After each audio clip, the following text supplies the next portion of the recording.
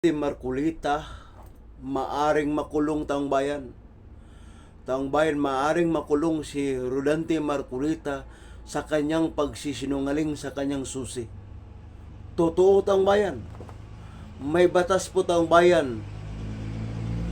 Bagamat sinabi ni Marcolita na wala daw batas na ano. Totoo taong may batas na pwedeng makulong. Si Rodante Marcolita taong pwede siya makulong sa kanyang pagsisinungaling sa kanyang susi. Pakinggan niyo ang bayan ang paliwanag o explanation ng isang abogado ito. Paano nga ba nagkaroon ng campaign expenses na tumataginting na 122 million si Marcoleta sa kanyang salin, 51.9 million lang daw ang net worth niya. Sa isang recorded na palayam, ang sabi ni Marcoleta, marami raw siyang kaibigan na tumulong sa kanyang kampanya. Mga donors na ayaw niyang pangalanan dahil daw gusto nilang manatiling anonymous.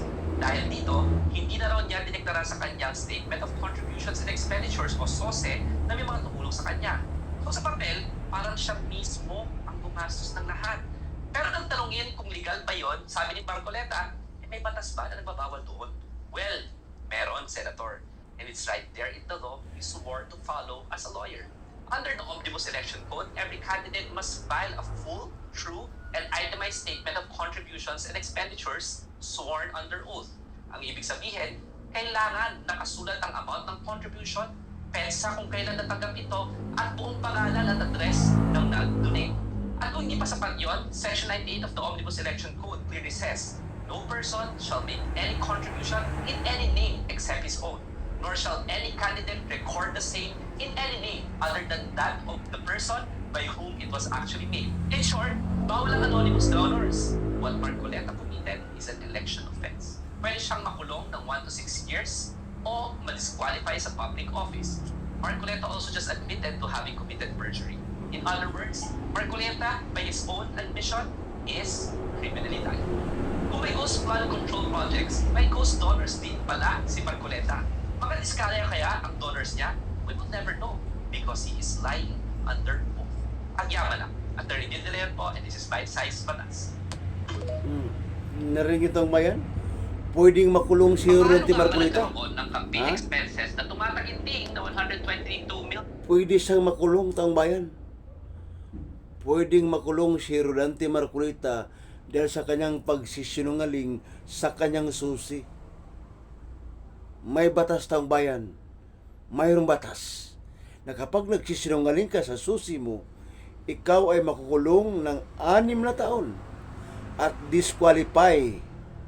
Pwede kang matanggal bilang senador dahil sa kanyang pagsisinungaling sa kanyang susi.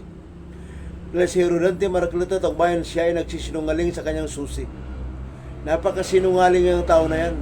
Mangluloko at mangliling lang at mambubudol. Yang kalbong panot na yan na si Rodante Marcolita. Yang kalbong panot na yan na si Rodante Marcolita, mangluloko at mangliling lang at mambubudol. Ang sasabihin niya, may batas ba na nagbabawal na hindi i-deklara ang susi? O saan ka makakita? Isang abogado na bubumangmang ang salita? May batas. Mayroong batas, Marcolita. Kapag nagsinungaling ka sa susi mo, maaari kang makulong ng 6 na taon at matanggal ka dyan sa Senado. Nararapat lang na makulong ka at matanggal ka sa Senado dahil inutil kang senador. Wala kang kwenta, mambobodol, mangliling lang at sinungaling ka. Pakinggan niyo ulit ang bayan, ang paliwanag ng isang abogado. Pakinggan niyo ulit. Malinaw na malinaw ang paliwanag ng isang abogado ito. Paano nga ba nagkaroon ng campaign expenses na tumataginting na 122 million si Marcoleta sa kanyang salin, 51.9 million lang daw ang net worth niya. Sa isang recorded na palayam, ang sabi ni Marcoleta, marami raw siyang kaibigan na tumulong sa kanyang kampanya. Mga donors na ayaw niyang pangalanan dahil daw gusto nilang manatiling anonymous. Dahil dito, hindi na raw niya dineklara sa kanyang Statement of Contributions and Expenditures o SOSE na may mga tumulong sa kanya. So sa papel, parang siya mismo ang gumastos ng lahat. Pero nang tanungin kung legal ba yon, sabi ni Marcoleta, may batas ba na nagbabawal doon? Well, meron, Senator. And it's right there in the law you swore to follow as a lawyer. Under the Omnibus Election Code, every candidate must file a full, true, and itemized statement of contributions and expenditures sworn under oath. Ang ibig sabihin, kailangan natatanggap ito at buong pangalan at address ng nag-donate.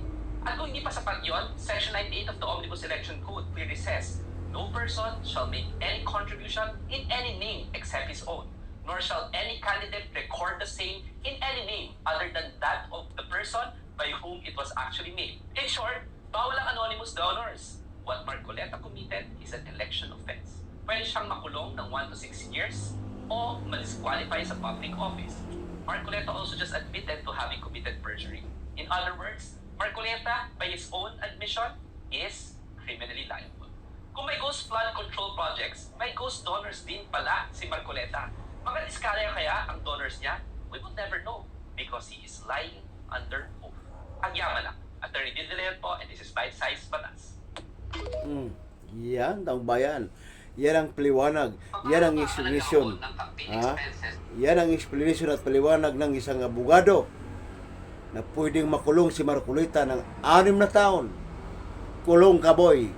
Dahil napakasinungaling ka, kalbong panot. Napakasinungaling kang kalbong panot. Kaya pwede kang makulong ng 6 na taon. Kulong ka na, tanggal ka pa bilang senador. Napakasinungaling ka kasi. Kalbo ka na nga, panot ka pa, napakasinungaling mo pa. Mangliling lang. Mangliling lang ka. Rodante Marcoleta, mangliling lang ka. Kulong ka na, tanggal ka pa bilang senador. Dahil napakasinungaling mo, napakaubod mong sinungaling kang kalbong panot ka. Kalbong panot ka, napakaubod mong sinungaling. Kaya kulong ka na, tanggal ka pa sa Senado. Kulong ka na, tanggal ka pa sa Senado. Dahil napakasinungaling mong kalbong panot